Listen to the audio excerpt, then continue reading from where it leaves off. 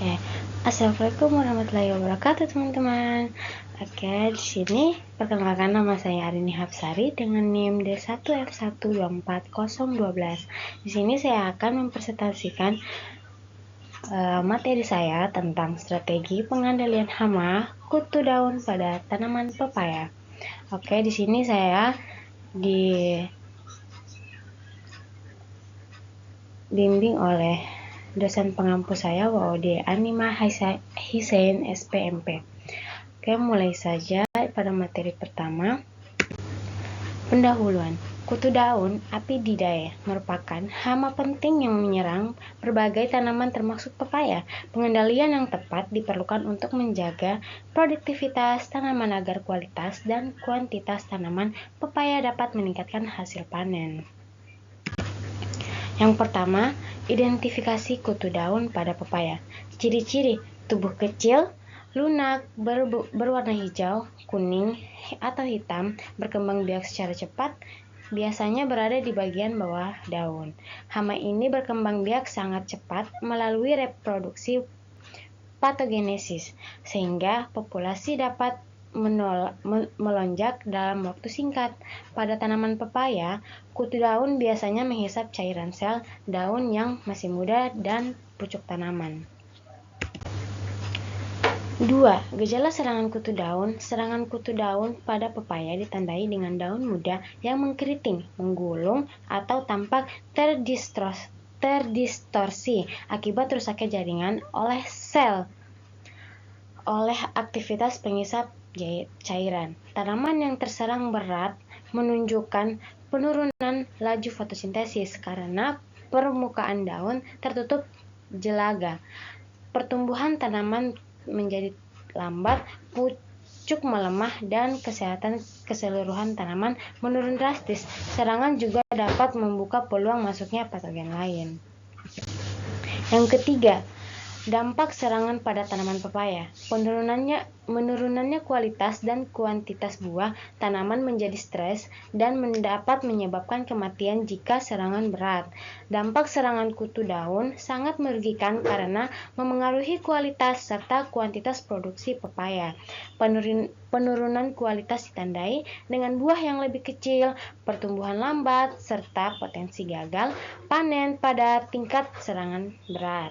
Selain itu, embun madu dan cendawan jelaga yang menutupi daun dapat menghambat proses fotosintesis sehingga energi yang diperlukan tanaman untuk berkembang menjadi berkurang. Bisa kita lihat pada gambar di bawahnya. Daunnya sangat mengkeriting dan hasil panennya sangat tidak stabil. Yang keempat, faktor yang mendukung perkembangan kutu daun. Perkembangan kutu daun ini sangat dipengaruhi oleh faktor lingkungan, terutama suhu, hangat, dan kelembapan sedang yang mempercepat reproduksi hama ini. Kehadiran semut juga memperparah populasi karena semut melindungi kutu daun untuk mendapatkan embun madu. Selain itu, kondisi kebun yang kurang bersih, jarak tanam yang terlalu rapat, dan kelebihan nitrogen dari pemupukan turut mendukung pertumbuhan hama. Kombinasi faktor tersebut memungkinkan kutu daun berkembang sangat cepat. Yang kelima, pengendalian secara kultur teknis. Nah, di dalam pengendalian kultur secara teknis ini dilakukan dengan menciptakan lingkungan yang tidak mendukung perkembangan kutu daun. Nah, langkah ini meliputi sanitasi kebun secara rutin untuk menghilangkan gulma dan tanaman inang, alternatif yang dapat menjadi tempat berkembangnya hama. Nah, dan selain itu, pemangkasan daun dan cabang yang rimbun membantu meningkatkan sirkulasi udara sehingga menurunkan kelembapan dan pengaruh jarak tanam yang ideal juga berperan penting untuk mencegah populasi hama berkembang terlalu cepat. Bisa kita lihat pada gambar di bawah ini. Pemangkasan daun-daun yang mungkin bisa kita kurangi dari pemangkasan daun yang cabang yang rimbun untuk tidak ada peningkatan sirkulasi udara sehingga menurunkan kelembapan. Dan untuk jarak tanamnya bisa diatur sesuai yang ingin petani inginkan.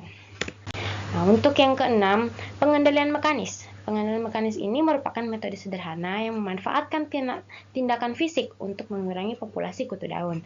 Nah, metode yang paling umum adalah menyemprotkan air bertekanan pada daun yang terserang agar kutu daun terlepas dari jaringan tanaman. Selain itu, pemangkasan bagian tanaman yang terserang berat sehingga efektif untuk memutus sumber infeksi.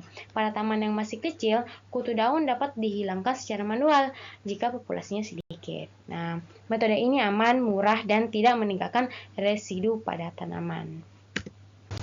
Yang ketujuh, di sini pengendalian biologis. Pengendalian biologis ini yang berkaitan dengan jurusan saya, yaitu dilakukan dengan memanfaatkan musuh alami seperti kumbang Coccinellidae. Nah, parasitoid atau serangga predator lain yang mampu memangsa kutu daun secara efektif. Nah, pengendalian biologis memiliki keunggulan karena ramah lingkungan dan tidak menimbulkan resistensi pada hama. Metode ini sangat cocok diterapkan dalam sistem pengendalian hama terpadu PHT. Nah, penggunaan agen hayati mampu menjaga keseimbangan ekosistem secara berkelanjutan. Lanjut yang ke-8, pengendalian kimiawi. Nah, pengendalian kimiawi dilakukan apabila populasi kutu daun sudah sangat tinggi dan menimbulkan kerusakan signifikan. Insektisida selektif digunakan untuk menekan populasi hama. Namun, harus diterapkan dengan dosis yang tepat dan mengikuti petunjuk agar tidak menimbulkan fitotoksisitas. Nah, rotasi bahan aktif sangat dianjurkan untuk mencegah terbentuknya resistensi pada kutu daun. Penyemprotan juga harus dilakukan pada waktu yang tepat, terutama pada bagian bawah daun, tempat hama banyak bersembunyi. Menggunakan insektisida sebaiknya menjadi alternatif terakhir setelah metode lain tidak efektif. Nah, untuk kesimpulan dari presentasi saya, kutu daun merupakan hama penting pada pepaya yang dapat menyebabkan daun mengeriting, pertumbuhan terhambat, kualitas buah menurun, dan berpotensi menularkan virus. Populasi cepat meningkatkan terutama pada kondisi tanaman rimbun, kelembapan sedang, dan adanya semut. Karena itu, pengendalian harus dilakukan secara terpadu melalui metode kultur teknis, mekanis, biologis, dan kimiawi. Kultur teknis dan mekanis efektif sebagai langkah awal, sementara pengendalian biologis memanfaatkan musuh alami. Insektisida kimiawi digunakan hanya jika serangan sudah melebihi ambang kendali.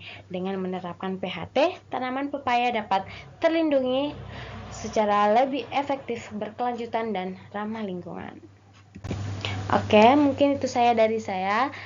Mohon maaf atas kekurangannya. Saya akhiri. Wabillahi taufiq wal hidayah. Wassalamualaikum warahmatullahi wabarakatuh. Bye bye guys.